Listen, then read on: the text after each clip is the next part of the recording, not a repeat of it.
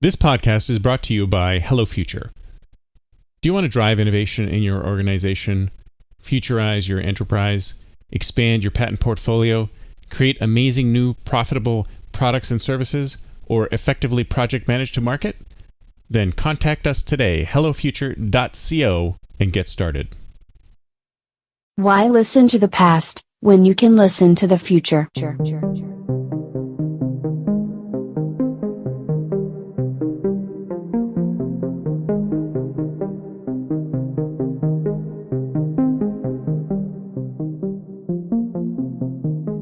Welcome to the Think Future podcast, broadcasting from deep in the heart of Silicon Valley, California. We focus on innovation, startups, and the future, not necessarily those and not necessarily in that order. Here's your host.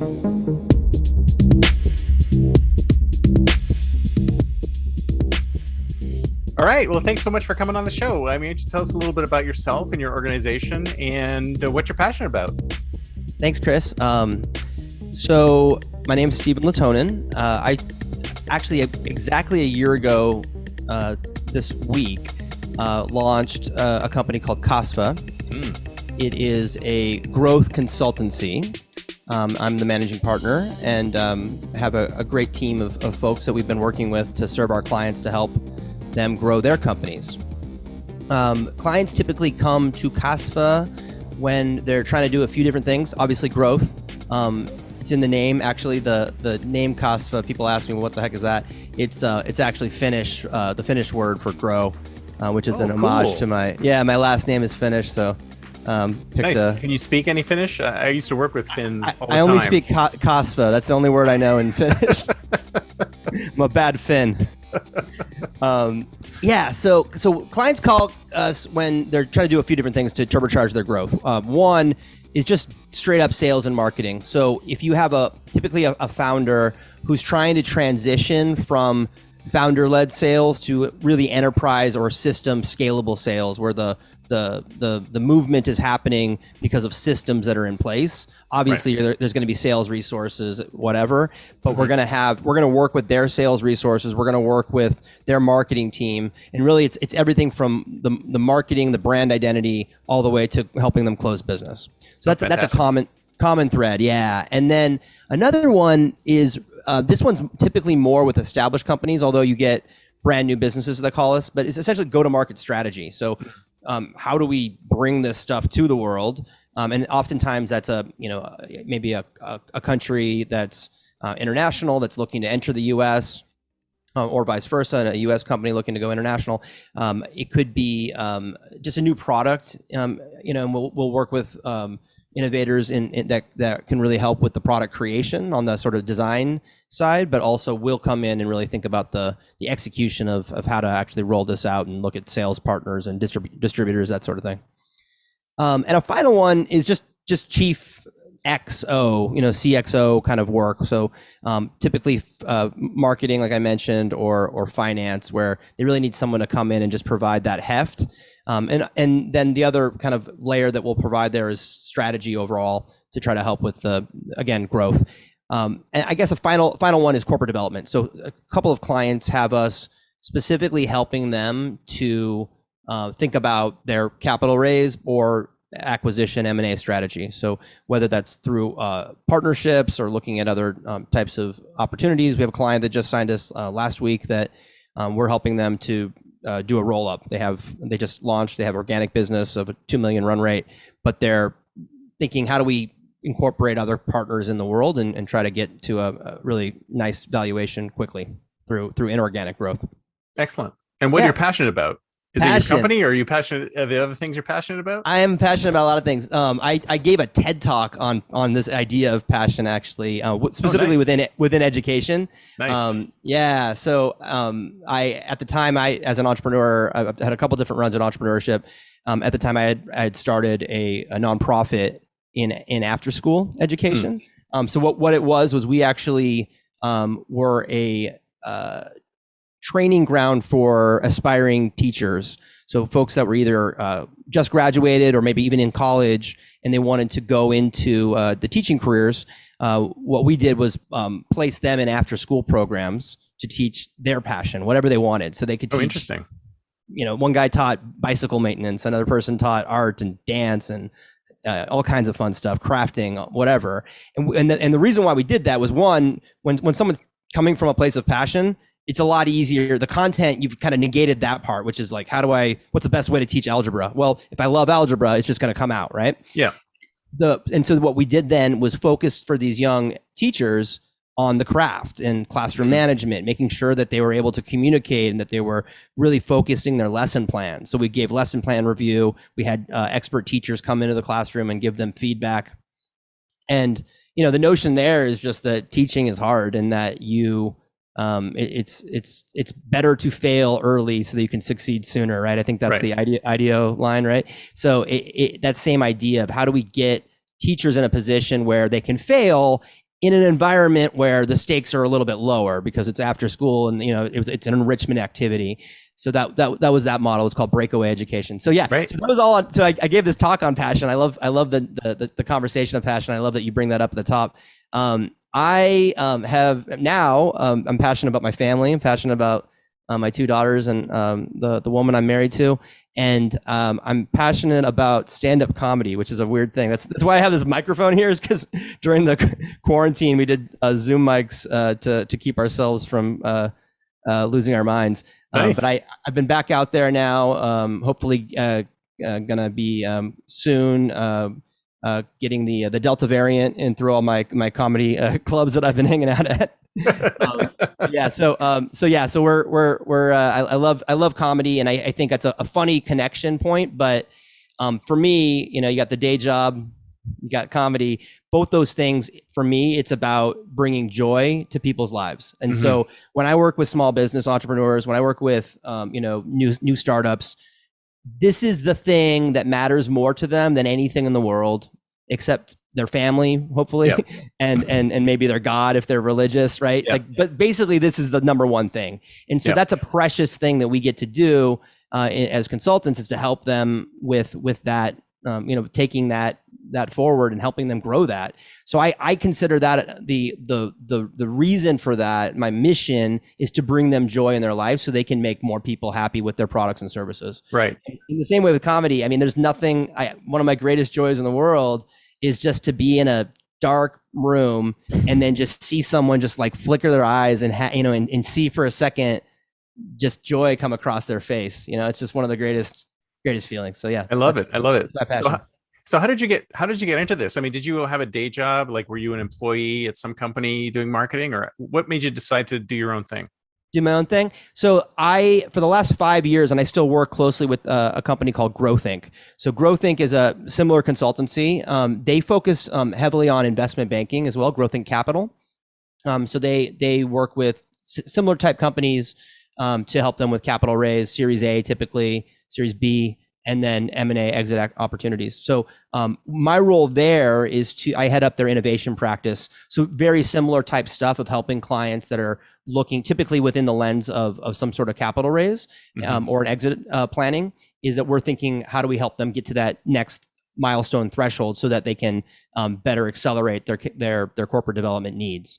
And so in doing that, I was able to continue working with them.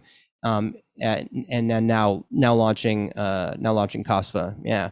Before that, I've basically been in consulting or entrepreneurship, one or the two, or now both, right? In every kind of move that I've had. So a lot of time in client services, just again stems out of that personal mission.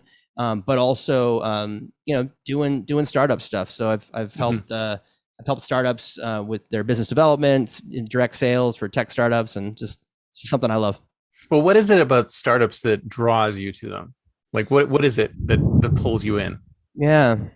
Have you ever? Yeah. I mean, have you had the full-time job for some big company or something like that? Yeah, I've worked at some bigger companies, and I never really, I didn't last that long there, to be honest with you.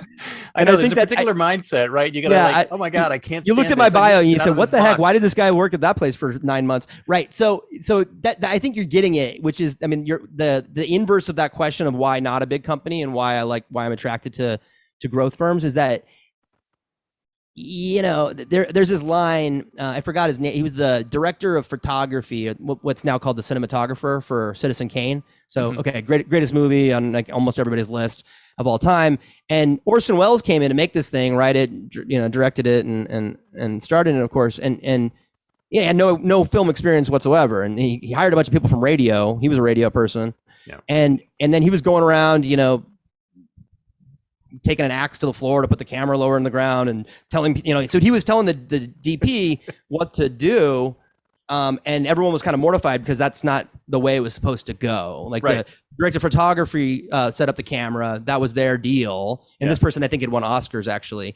And he was like, no, let him go. Cause you don't know what someone's going to do when they don't know what the rules are. Yeah. That's innovation, man. It's beginner's mind. That's it. That's the whole deal. So for me, I just like people who don't like give a blank and just kind of can just roll with it. I don't know if this is a family friendly podcast. I want to keep it. It is most of the time. if I get into the stand up mode, then I'll start losing it. I'll lose your audience. So I'll keep me in check. But yeah, no, I just love people that are just doing new things. It's just an exciting place to be. So that's and then the inverse of that is when I've worked at the larger companies, I would ask questions and they'd say, "What do you just shut up?" Yeah. We're unemployable. That's where we end up. We end up in this unemployable space. Yeah, exactly. So I'm really curious about this. So you work in growth and marketing, expanding, people's, revenues, et cetera. When do you know that something is going wrong and you need to change? I mean, how much time do you give something before you decide, well, this isn't working, I got to do something different? Yeah. I mean, it's so funny. We're talking about failure, maybe at some level. It could be tactical failure that just needs a new direction, or it could just be overall, market product fit failure that is just, we're trying to do something that shouldn't be there. Yeah.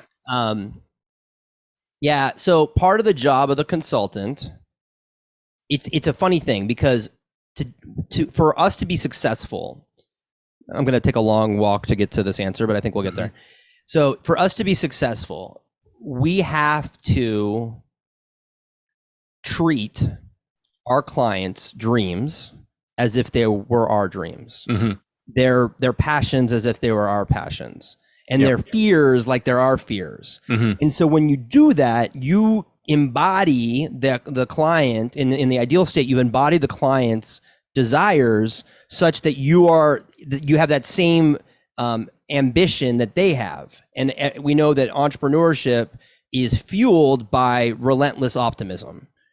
Now, you said, if I wasn't optimistic, I would not be in this business. That's your the title. That's your title, right? So, optimism is what drives entrepreneurship, right? Because most businesses fail, and if they looked at the statistics, they wouldn't do it. But they say, no, that doesn't apply to me. I'm not the, what is it?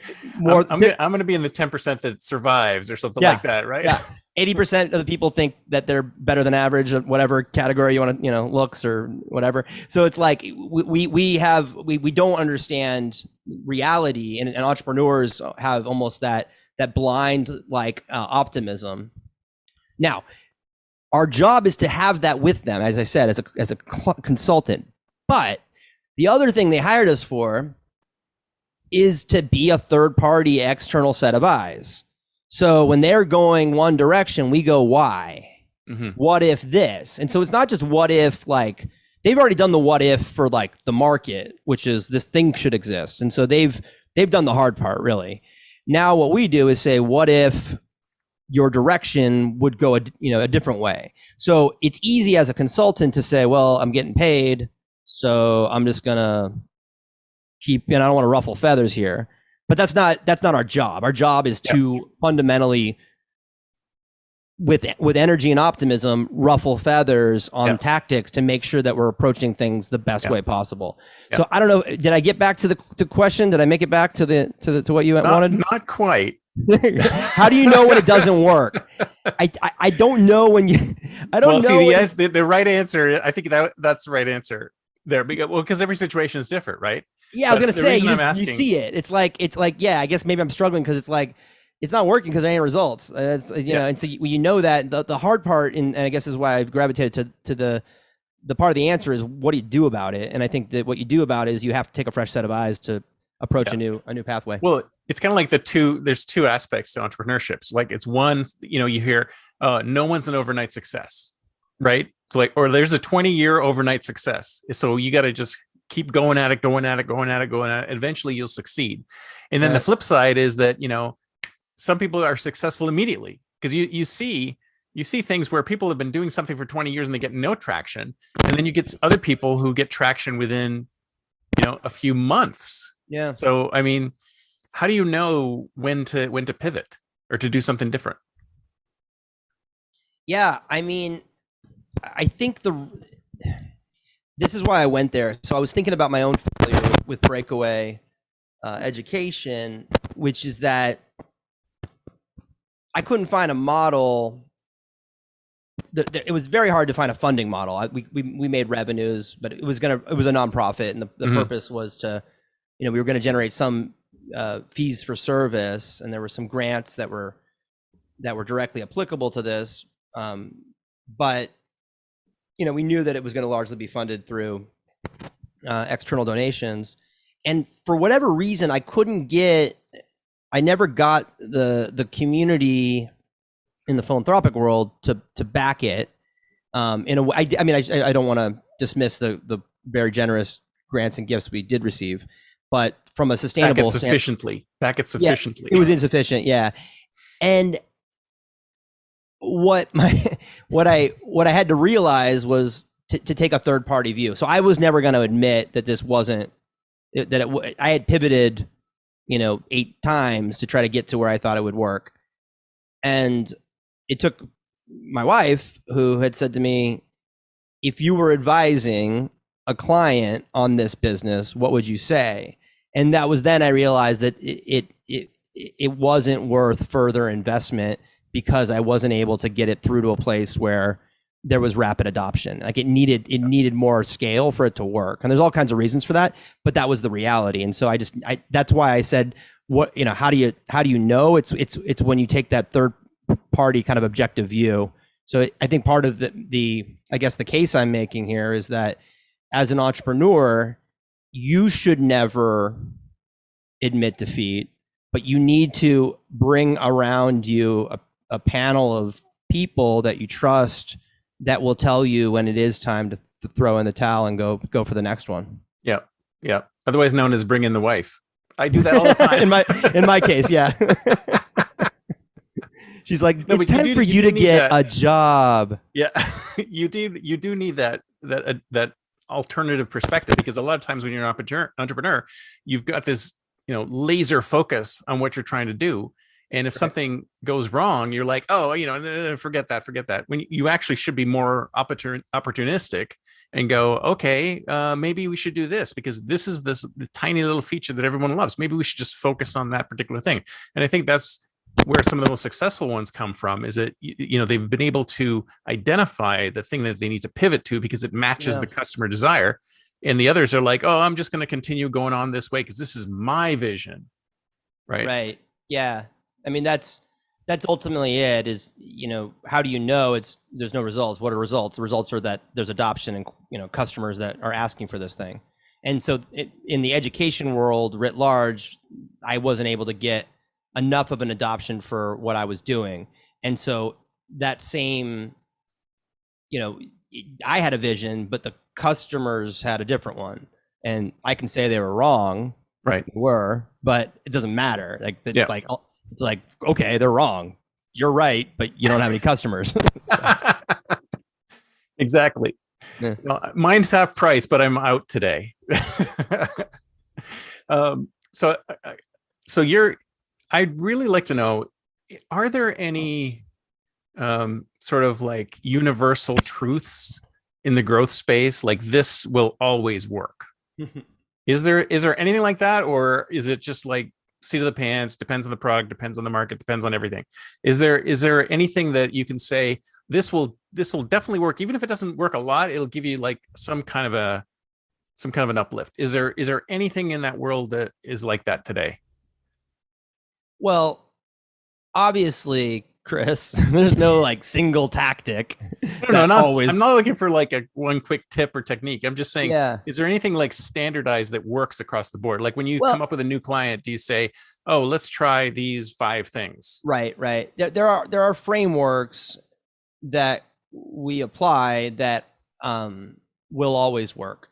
So the most important, the key to growth is that you have an engaged customer that has enough people that looks like them. Right. And that look, I mean, of course, attitudinally and behaviorally would adopt similar actions if given the chance and the if given the awareness. Right. So you have to build a product that is hyper focused on that target, and then go and find the other people that look like that person and act like that person and behave like that person. So that customer centrality is the thing that always works, because the customer will tell you exactly what you need to do. And if you follow that customer, they'll lead you to success. I think if you go to Nike's headquarters, I'm told, in Oregon, they have, follow the athlete or listen to the athlete. And that's that the product design will come from the person that gets the most benefit from your product. Their target. Nike's always been focused on target, on their target demographic. I heard I might misquote it because it was, I think I heard it, live, so I didn't have access to the tape of the guy saying it, but it was the global, I'm gonna mess up his title too, but it was like a global head of brand for Nike. This is in business school. And he said, almost as an aside, he goes, we have to stay focused at Nike on our target, which is a 16-year-old male urban athlete. Right. And you look around, like we all have Nikes. Everyone's got a Nike. Like we got something from Nike. Everyone does. I mean, but everybody also wants to be a 16-year-old urban athlete. And exactly. So if you focused on that brand, I'm like, that was about as good as it gets when you were a kid playing sports, and that's it. So that kind of focus is always the right answer. Now, where you see a lot of people miss it is they say, okay, yeah, the product, it's all focused around this person, but then they go and message it. And what do? The first thing you see, go pick any website. First thing they do on their website is they talk about their product. Yeah. So they lost the customer immediately. It was supposed to be about the customer. They said they designed the product about the customer, but then they said, oh, let me tell a story. And the main character of this story is my fidget spinner or my iPhone, right? That's the main character is the iPhone. It's never been the iPhone. The main character is the person who uses it. The main character is your customer.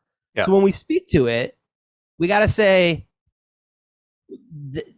the customer's journey and speak to the value proposition and their Clay Christensen jobs to be done. So what is the job that they're going to use your product for to achieve progress, and that they're going to hire your product for to achieve progress? That does work every time, in the sense that directionally, obviously, there's the tactics that fall out of that are, you have to have really great marketing copy that speaks to that customer journey. You have to make sure that your product is available in a way that a customer could actually use it.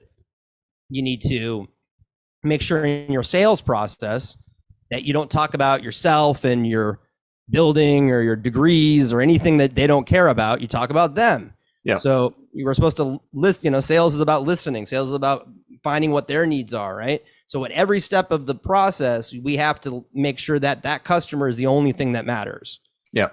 And if we do that, then we will always have success, unless we made a mistake somewhere along the way. Like the product isn't actually something the customer wants. Well, that's, again, part of the same framework. Well, do you start? I noticed you mentioned targeting there. Targeting is super important. So, but you can't just target. You have to target, and you have to have product, and these things have to match. It's like product market fit, right? You go, who exactly am I targeting? And then how, so let's thinking about target first. How defined do you need to be? I mean, is it really you got to niche it down to as small a niche as possible? And same for the product?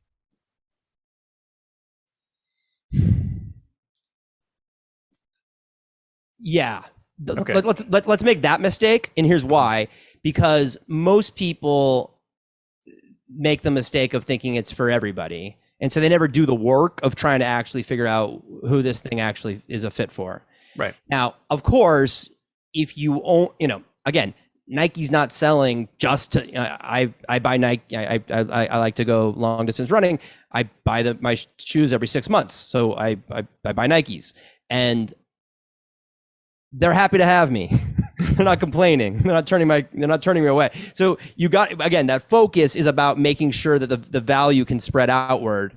But when you're a startup, again, if you think you're for everyone, you're for no one. So we have to really figure out who's that group, that as long as it's not so niche that they're not significant. You have to have that immediate addressable market. But then, of course, from there, think of logical outflows where you can expand without losing that core audience that got you there. Right. And then do you start with the product or do you start with the target? I think so. It's chicken egg. I don't know. I think that's kind of the innovator's predilection, right? Because what's important is that you want to think through multiple aspects of the same thing, right? In comedy, this is, you might have a really good joke, and then what a more seasoned comic, when they listen to it, they'll say, "That's great. Mine that." And then they talk about mining in comedy, which is, you looked at it from this perspective. Well, keep going. Like, what about this? Or what if you looked at it over there? Or why doesn't it do that? Or take it further, take it to more an absurd, kind of conclusion. And that often doesn't happen when someone goes and they have an experience. And they start with the product, where they go, what typically people do, the mistake is not starting with product or market. The mistake people make is they start with themselves and they end with themselves. Yep. So they go to a restaurant and they go, that table over there my table doesn't have salt and pepper, and the other table does, and so there should be an app that solves that problem, or I don't know. Like, they just have some kind of weird experience, and then they create a whole company around it. Yeah. Hey, well, Elon Musk does it. Whenever he has a problem, he creates a company around it. He just starts a new. Yeah, he's like, man, I got to get to my house faster. I'm going to create a tunnel. Yeah, it's like, so. Okay, yeah, Elon Musk, great. He does that. You've got to be a billionaire to it starts. It helps if you have enough money to start. Yeah. So, but really listening is the point. And I think one of the big points there is okay, we live as consumers. We don't live as businesses. Yep. So what most people miss is the B2B opportunities that exist, because they're not mining enough. They see an initial entry point and they're thinking of that as a consumer in terms of a need. What they really need to do is mine around that problem and then get to the place where it's now a larger market problem. And typically that's going to happen when businesses have problems. So heretofore, I've been talking about consumer examples like Nike, but the better way to do it would be to think about what is the business case for some sort of desire that you have, and then how do you get businesses, because there's much more needs, and then they have much more budget than consumers. Right. And in the companies you work with, do you only work with startups? No. So right now I have two startups, three startup, whatever. So it's typically 50-50. So I've got about 3 startups and about 3, going concerns. They've been, around for 20 years or whatever, but they typically have a similar need, which is they're acting like a startup. Mm-hmm. So even if they're larger and bigger, or they're, they've been around the block and they know what to do, they bring in Kasvaa because they're like, I need to do this thing that's totally new. So how do we do that in a way that's gonna essentially bring new market innovation? So they are a startup. They're just doing it with a basis of more existing funds. Right. So do you use the same framework for everybody? Yeah, I mean, it's the process is similar, but of course each group has their own intricacies you got to figure out. Right. But yeah. Consultants work off frameworks, right? Because that's how we can organize our thoughts. But frameworks aren't meant to be prescriptions. They're meant to be ways of approaching thought, so that way we can engage in a way that's relevant to the case at hand, the client. So how do you market yourself? Like what's your lead generation strategy? How do we market at Kasvaa? Yeah. So it's actually something I need to, I've been resourcing up to finally get there. And so far this first year has been largely through referrals. But it's ironically the work that we do for our clients, I've yet to fully apply to my own company. We've been busy. Thankfully been busy. So if one of these clients want to fire me, then I could just work on marketing. No, but we started the process, but it's the same thing. I mean, you gotta, so you gotta think about how transactional your product is. I have the least transactional thing, which is that it's like grow your company. Yeah. Right. So growing your company. How about wishy-washy messaging, man? You gotta like if I send you a message and say, hey, do you want to grow your company? You're gonna delete it, or you're gonna be like, yeah, but but why you and what and why are you exactly. It's so to that end, what am I talking about is that it's this, what marketers talk about is nurturing or top of the funnel, middle of the funnel activities. So you have to be willing, in sales, you say you got to kiss a lot of frogs. Okay. Burn some shoe leather. Yeah. It's true, but it's like that's such a negative view on it. Like maybe you could just be a person and a company that's interested in others. And you do that by having great conversations with, you and I had a great conversation previous to this call, this podcast. And, you try to be open to a network that's not your current network, right? So that's how these things go. Now, you can't scale yourself and your time, but you can scale a lot of digital touch points that aren't that, it's not that they are, you have to leverage your digital presence in a way that gets in front of more people. Mm-hmm. And you can say that there's all kinds of lead generation tactics, and you get an email from someone and it says, hey, I was looking at your LinkedIn profile and just thought, man, woo, we got to talk, right? Okay, well, they probably didn't look at my LinkedIn profile. Some bot did, or somebody, okay. So you could say that thousands of those messages go out. Yeah, you could say it's duplicitous, but I actually think if you're targeting well and you're taking the time to really curate a list, I don't think that's wrong at all. And I think you can actually start a relationship in a digital fashion and actually nurture in a digital fashion in a way that's totally legit. I mean, I believe, that I have a relationship with Mookie Betts, the right fielder of the Los Angeles Dodgers. Now, he doesn't know me, but he probably would love me. And also, I know him. I know who he is. He's he's joy incarnate in baseball, and he's just maybe the best player. All no offense to Mike Trout, maybe the best player that's played since Griffey, and he's a phenomenal specimen to watch, and he's on the team that I like, and it's great. Now, is that somehow dishonest of him to send out Instagram posts and do no, he's just he's being himself in a larger context. Now, what you then have to do in the world of sales, he doesn't need me, so it'll stay at that level. But if you're trying to actually get to monetization, making money, then at some point you got to turn the corner. And business is and always will be about human beings and people. So at that point, you got to make yourself available and be fully present for a phone call. And that phone call can be 20 minutes. And if it's a good 20 minutes and you're open, then that could be the source of everything for both parties. That's how this business works in terms of lead generation. You got to talk to people. Right. Yeah, you can't just sit behind your screen and send out tweets.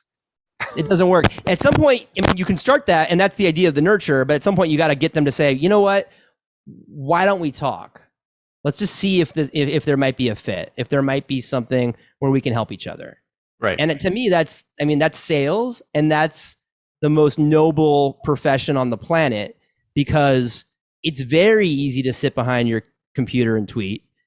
It's very easy to stand back and be like, they're all just going to say no, or everyone's going to reject me and it's never going to work.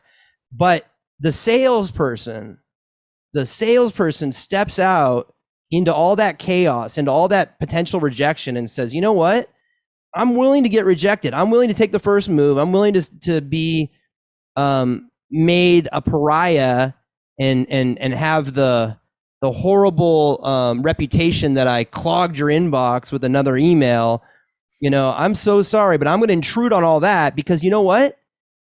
I know that my company helps people. We make people's lives better. We bring joy. We bring them innovation. We help them be better people so they can go back to their families and have better lives with their families. That's a good thing to do. So I don't have a problem going up to them and saying, maybe we should try this. It might not work, but let's try. Yeah. Let's yeah. try. I still don't understand how so many companies treat their salespeople so poorly. Right? They just give them quotas. They hit the quotas. They give them more quotas. They hit the quotas, and they just keep driving them and tell them, "Oh my God, this guy's making too much money. We got to fire him." It's like, hey, excuse me. You go do it then.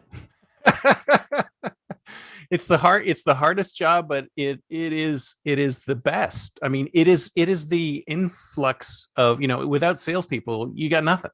You got nothing. Yeah. But, and when we're talking about this digital versus, you know, physical thing, I mean, that's how apparent has this been? I don't want to be another cliche on this, but like with COVID and everything, like it's so obvious that now this is more than ever the time when picking up the phone and talking to someone, or, you know, again, safely now showing up and meeting someone in person and being able to form that connection. It's everything. And salespeople have always been the ones doing that versus hiding back and shirking in. So that's the glory of what salespeople bring. And yet you're right. We treat them like it's a transaction when they're actually the least transactional kind of people around. Now, obviously, exactly. You know, we know about these, you know, stereotypes. We get the call. It's like, hi, you know, and then, okay, that person's being transactional. Yeah, and they lost it, but sales at its best, of course, is not that at all. Yeah. So this is something that's I thought was very interesting, is that so the technology has really not progressed. I mean, there's still ways of communicating between sort of the supply and demand, but we haven't figured out an easy way to match that up. I mean, that's not, at least in my sense, is that that's why my inbox is clogged with messages, because you know, they don't know that these are things that I don't need right now. Right. I mean, we're in this amazingly technological world where, you know, our devices know everything about us, and they know everything that we want. They don't know our needs for, is it services needs that we don't know? Because you could argue that that's, you know, that products maybe have solved that problem a little bit, in that we have, you know, very sophisticated ad technology that's able to find us and of course retarget us, and so they're sort of, again, it's not need based, although if you that's I mean, Google, right, is that when you put out a query, that there's advertisements that are then served based on your query. So that's trying to match that. It's trying to do this thing we're talking about, which is match the need. That's what Google's kind of organized, right? Was meeting the need with the service provider. Of course, it's the one who paid the most to show up there, not necessarily the best one. Exactly. That problem, but that's just a marketplace. I mean, that's anything. But with services, you're right. Like, it's very difficult to advertise in a way that doesn't rely on branding or something that's, I mean, which is fine. You should do these things, but to really get to the place where, like, what's your need and when is your need and how do I find you then? Yeah, exactly. I mean, there was a company I worked with a long time ago called Fuse Machines. I don't know if you've heard of these guys, but they promised AI-based lead generation. So what would happen is you give them like some description of what your company does, and they would go out and they would find people who were just about ready to buy, and then send them a set of drip campaigns. And it did not work. I mean, every one of us have been hit up every day by a lead generation company. Yeah. And it's funny, like they don't even work at lead generation because like they're trying to hit me. So sometimes I'll reach back out and I'll do it in a way that's a little obscure. Yeah. To see if they can like, so I'll make the request or I'll do it in a way that's like, oh, can you text me in 25 minutes or whatever? Like I'll do something like to try to see if they can actually capture that in a way that a human being would be able to like meld with it and go with it. And of course it's not, it's just, it triggers the next trigger or whatever. And That's then right. It's just a bot. It's just a bot. And so you're like, oh, you're not able to get me in a way, whatever technology or thing you're promising isn't doing it right now with me. So there's no way that you can actually be what you're saying you're going to be. Yeah. Yeah. No, I'm hoping that we get to some technology one day which is a little more sensitive to that and can actually say, you know what, this person would be perfect to solve your problem and vice versa. Because right now it just feels like the internet is like littered with sales messages that are just mistargeted. And I think sometimes Google mistargets on purpose because it brings them more cash, right? If they mistarget, if they target perfectly, then supply and demand is met and they don't make any money. But if they target, like if they slightly mistarget, then think of how many more ads are going to be served, right? Anyway, I'm just No, that's right. Perfect information would enable less friction and therefore less transaction costs. Yeah. So I want to, before we start talking about the future, I want to talk a little bit about this, your nonprofit. So you got into that because you were just interested in doing it, or have you had an educational background, or? Yeah, actually, it's what I did. So I spent maybe 6-7 years working in mainly nonprofits in New York after my undergrad and before my business degree, and so it's kind of what I knew. And I went to business school, and that's what I wrote in my application. I want to start this nonprofit in my application to business schools. I probably should have lied and said I wanted to be an investment banker or something. I would have probably got more interest. I think they were like, see, this is what happens when you tell the truth, man. Yeah, you can't do that. So thankfully one of them was nice enough to let me in and even provided me grant opportunities to pursue it, which was pretty cool. Talking about UCLA, so go Bruins. Nice. Yeah, they were very supportive of that and realized that it kind of takes different minds to do stuff, and they gave me every chance to be successful. I wasn't, and then now I have a job that pays me money. So I guess they won in the end. I don't know. Well, you're supposed to end up with a nonprofit, not start with a nonprofit. I think that was what everyone said. They're like, "Why are you doing this now? Why don't you go like make some money first?" So that's what I'm doing now. I'm trying to make some money now, and then the education thing. My wife is an educator. She still works in education at technology, but she works directly with teachers, supporting them using the technology in their classroom. So it's still something that we as a family live and breathe every day. Obviously we all do if you have children, which we do. And so it's something we care a lot about, and redesigning schools is something that I don't think I'm done with, and rethinking about how. Tell me about it. The education system needs to be disrupted big time. I want a school, Chris. I want a school that designs their school like Jobs invented this thing, and designed this thing. Yeah. Which is, he said at every moment, how do we think about customer centrality, right? Mm-hmm, mm-hmm. Why would we have 2 buttons when they could hit the wrong one? Let's give them 1 button and eventually no buttons, right? Yeah. Now, schools do everything exactly the opposite. And it's easy for me to say because it's the hardest job in the world. I'm not criticizing anyone, but we did the design of the school. Yeah, literally the opposite of what a young person would want if they were to design it. It starts at like in the 7s. I don't know a young person who ever wants to get up in the 6s or 7s. That's when they start the thing. So they're starting off on a great start right there. Okay. Yeah. Then they put them all in like rows or whatever. Like they like make them look a certain direction, or in some schools they march them around. Yeah. Like, oh yeah, I know a lot of kids that love marching, It's like so it's their favorite thing. I think you might have had a question that I never let you ask. Education is still very much a passion for me, but we're not even close to designing things in a way that really thinks about the customer, the consumer in this case, which is the young person, the child. Yeah, absolutely. Absolutely. All right. So let's start talking. Let's do the think like a futurist. So it's the year 2031. So what's the world going to be like? What's sales going to be like? What's growth going to be like? And go. I started thinking about this when you were asking about how sales has never been able to match that level of human connection that we, by using any kind of AI tools. So I want to be optimistic because of who you are and your name for this. So I want to try to think about that from that lens. You can go negative too if you want. Let me start with the negative. Let me start with what could happen if we don't think harder. So the negative is that we keep doing what we're doing with technology, and it basically the innovations enable us to be lazier.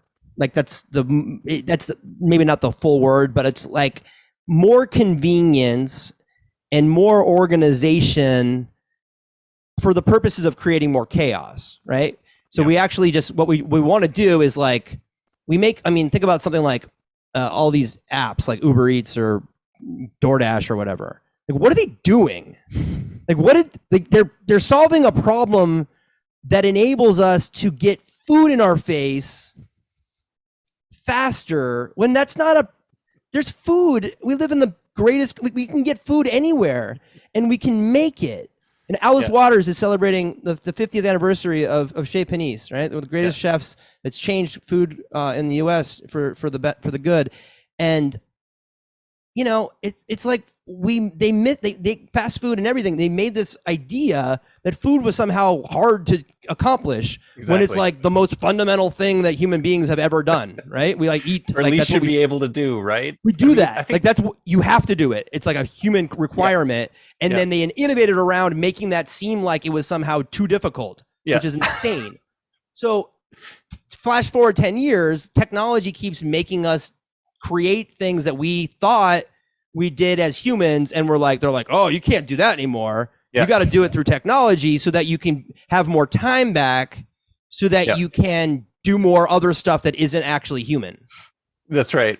Right. I was talking about this the other day. That's the Aldous Huxley version. What we're doing now is we're creating solvable problems, right? So we know the solution, that we're just creating the problem for the solution. So instead of actually looking at the problems that we've got, we're creating new problems, and then we're solving them because we know the solution for those problems. So yes, do we really need another food delivery app? No, we don't.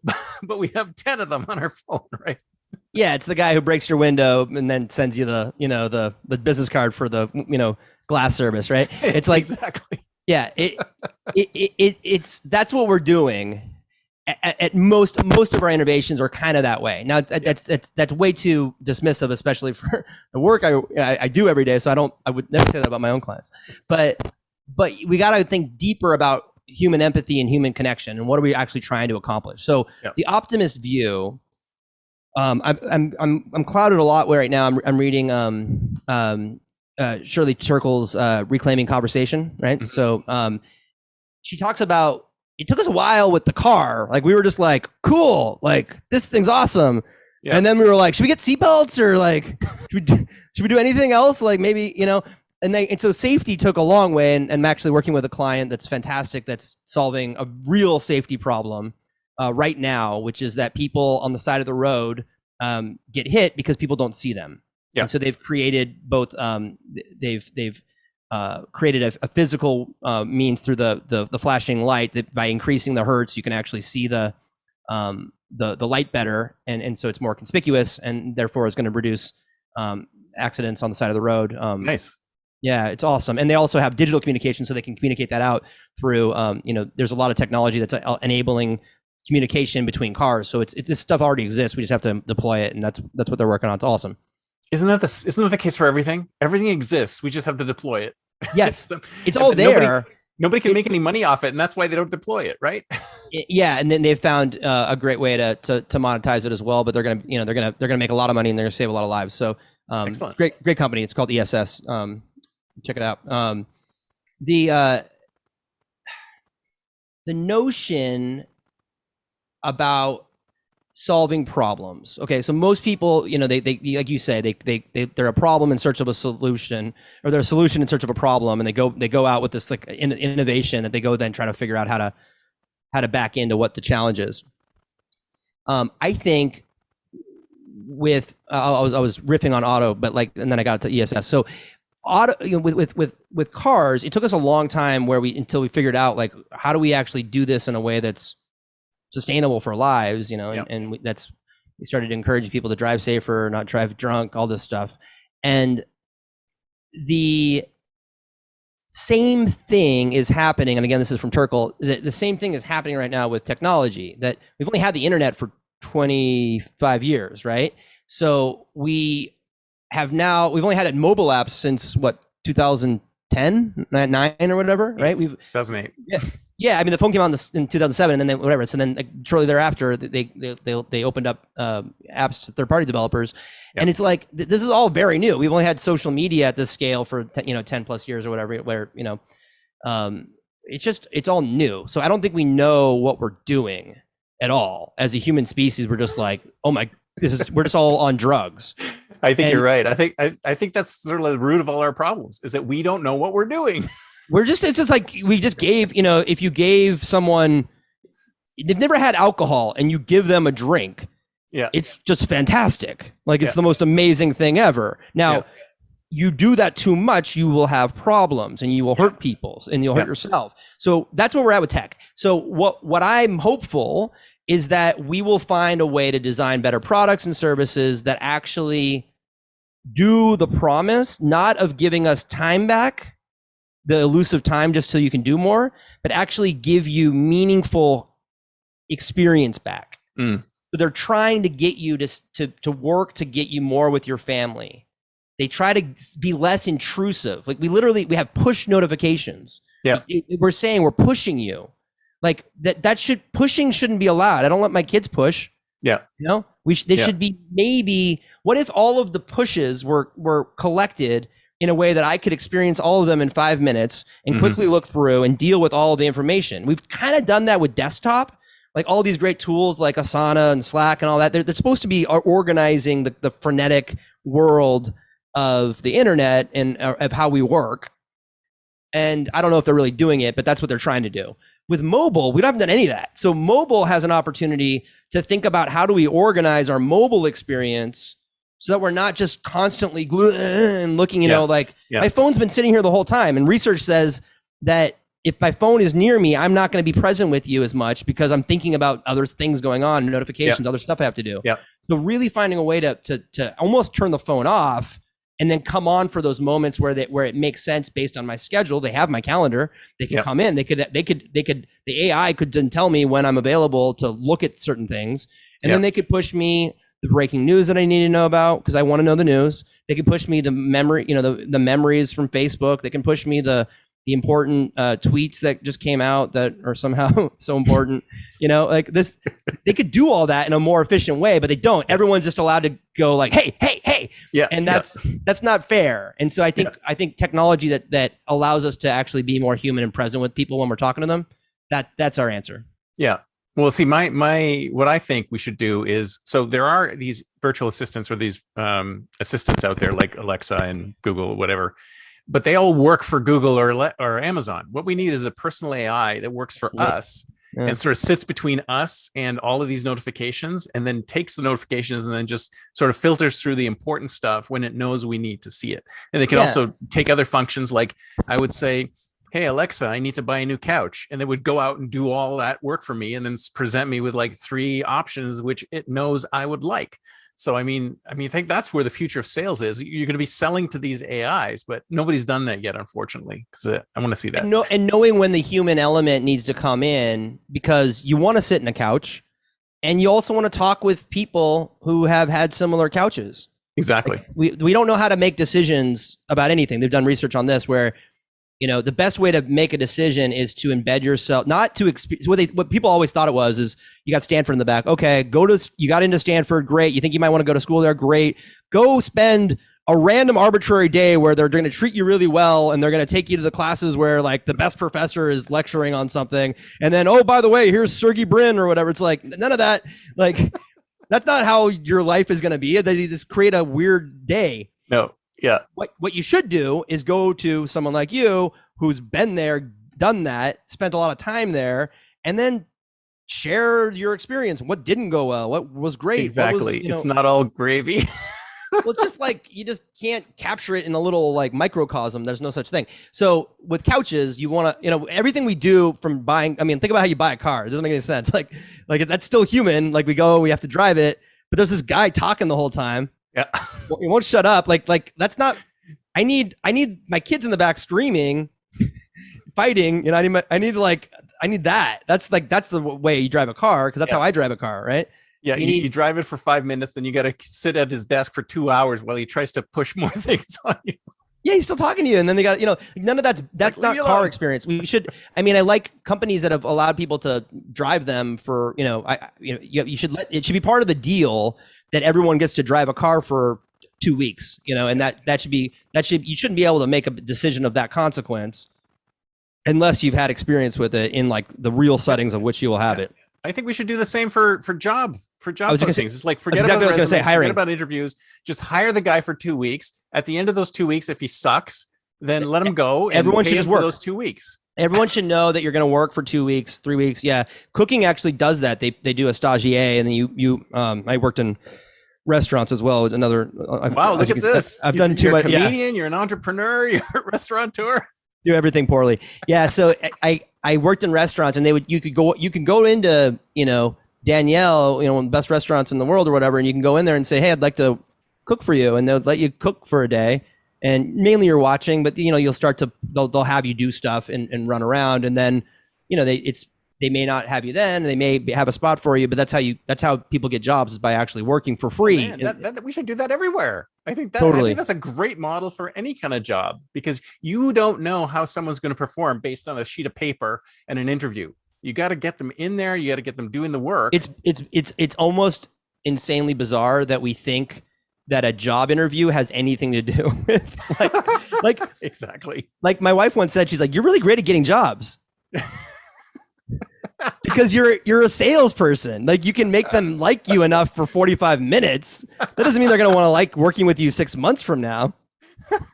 I love it. Oh, this has been great, but I got to wrap it up. So thank you so much. This has been fantastic. So if somebody wants to get in touch with you, what's the best way? Yeah. So Kasvaa.co, it's Kasvaa, crazy finish. But they can email me, Stephen, Stephen at Kasvaa.co.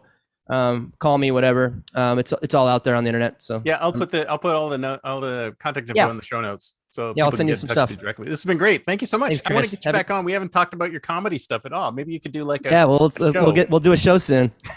Sounds good. Thank you, sir. Man. Have a good one.